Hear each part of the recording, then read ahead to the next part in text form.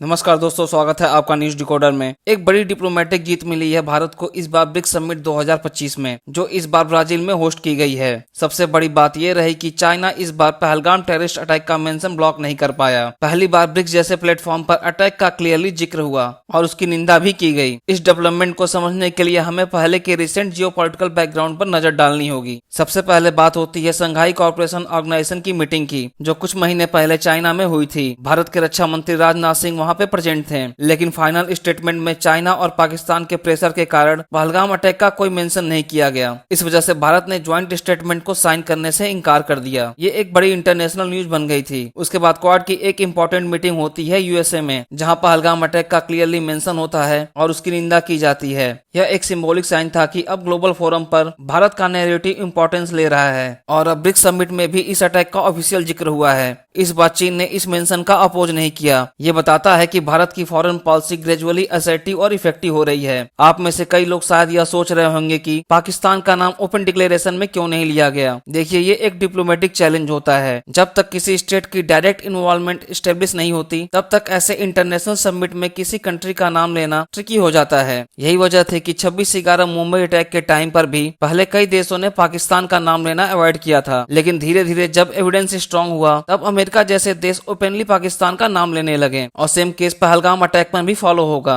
Time लगेगा, लेकिन eventually it will be happen. इस बार का ब्रिक्स समिट ब्राजील में हुआ, लेकिन पुतिन और शी जिनपिंग ने इस समिट में फिजिकली तौर पे हिस्सा नहीं लिया और उनकी जगह पे उनके सीनियर मिनिस्टर्स जैसे रशिया के सर्गी लेवेरोव समिट में शामिल हुए। पीएम मोदी इस समिट में फिजिकली शामिल हुए। उनका ये टूर काफी एक्सटेंसिव था। पहले घाना, फिर टियागो, अर्जेंटीना, ब्राजील और आखिरी में नामीबिया। ये 5 कंट्री डिप्लोमेटिक टूर भारत के अफ्रीका और साउथ अमेरिका फोकस को दिखाता है, स्पेशली यूरेनियम रिच कंट्री जैसे कि नामीबिया के साथ रिलेशन को मजबूत करने के लिए। अब बात करते हैं एक और इंटरेस्टिंग डेवलपमेंट की। डोनाल्ड ट्रंप ने ब्रिक्स के खिलाफ ओपनली एग्रेसिव स्टांस लिया है। उन्होंने बोला है कि ब्रिक्स एक एंटी अमेरिकन ग्रुपिंग है और उन्होंने यह भी कहा कि अगर कोई भी कंट्री ब्रिक्स के साथ अलाइनमेंट रखता है तो अमेरिका उन पर एडिशनल 10% की टैरिफ लगाएगा। और यही ट्रंप कुछ महीने पहले सोशल मीडिया पर ट्वीट करके कह रहे थे कि ब्रिक्स कंट्री को लिखित आश्वासन देना चाहिए कि वो कभी डॉलर को रिप्लेस करने की कोशिश नहीं करेंगे, वरना वो 100% टैरिफ लगा देंगे। तो अब वो 100 से गिरकर 10% तक आ गए हैं। इससे उनकी कंसिस्टेंसी पर सवाल उठता है। दुनिया भर के लीडर्स इंक्लूडिंग ब्रिक्स कंट्रीज इन थ्रेट्स को अब लाइटली ले रहे हैं। ब्रिक्स लीडर्स ने एक ज्वाइंट स्टेटमेंट में ट्रंप के एक तरफा टैरिफ्स और सैंक्शंस की निंदा की है। भारत, रूस और चीन तीनों ने इस बात पर एग्रीमेंट दिखाया। इस समिट में और भी कुछ बोल्ड स्टैंड लिए गए। गाजा सिचुएशन पर ब्रिक्स कंट्री ने ओपनली कहा कि स्टारवेशन और ब्लॉकेट को एक वार टैक्टिक्स के रूप में यूज किया जा रहा है, जो अनएक्सेप्टेबल है। ये इनडायरेक्ट क्रिटिसिज्म इजराइल की तरफ था। साथ ही ईरान पर रिसेंट एयर स्ट्राइक को भी इंटरनेशनल लॉ का वायलेशन बताया गया। ये स्टेटमेंट भी काफी सिग्निफिकेंट है, क्योंकि अगर भारत जैसे देश पाकिस्तान पर सर्जिकल स्ट्राइक करते हैं तो उनको इंटरनेशनल कम्युनिटी से लेजिटिमेसी मिलती है। किसी समिट में आज तक उसकी निंदा नहीं हुई। यह भी एक डिप्लोमेटिक विक्ट्री है इंडिया के लिए। सबसे ज्यादा इंटरेस्टिंग बात यह रही कि इस समिट में भारत ने इजराइल का मेंशन ब्लॉक नहीं किया। गाजा सिचुएशन के कॉन्टेक्स्ट में इजराइल की पॉलिसीज की निंदा हुई और भारत ने कहीं से भी उस मेंशन का अपोज नहीं किया। यह एक डेलिकेट मूवमेंट था। क्या भारत को अपने इजराइल के स्ट्रेटेजिक रिलेशन के चलते कुछ इंटरवेंशन करना चाहिए था